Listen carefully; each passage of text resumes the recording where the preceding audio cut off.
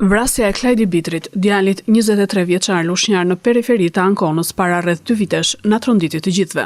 Autoritetet italiane arrestuan autorin dhe nga hetimet kanë zbuluar motivet që çuan 28 vjeçarin algerian Fatah Meloul të vrasë të riun më 27 gusht 2023.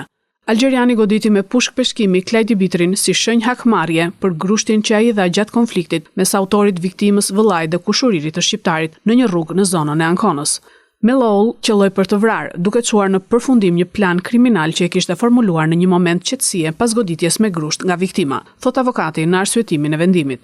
Gjykata ka theksuar se ajo që e shtyu 28 vjeçarin të vepronte ishte ndërhyrja e vëllezërve shqiptar dhe konkretisht vëllai më i madh i Klajdit, i cili e goditi me grusht.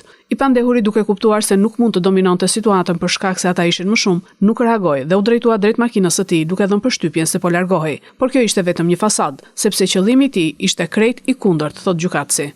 Algjeriani është dënuar me 18 vjet burg për vrasje me dashje. Sipas gjyqtarit, autori ka lënë të kuptohet sikur po largohej nga sherrri duke ikur drejt makinës së tij, por e gjitha kjo ka qenë një shtirje nga ana e tij.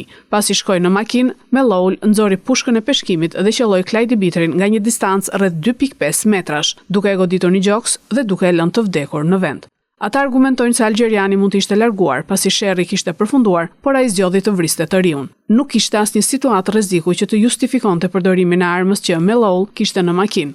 Edhe dashura e tij nuk tregoi as pak shenja paniku pasi ai kreu vrasjen, madje u përkul të merrte syzet që i kishin rënë partnerit gjatë përplasjes me viktimën dhe shokët e tij. Gjykata përjashtoi mundësinë që arma e krimit të ishte përdorur manualisht, sepse nuk do të kishte qenë lehtë të goditej pa qenë e lidhur me pushkën.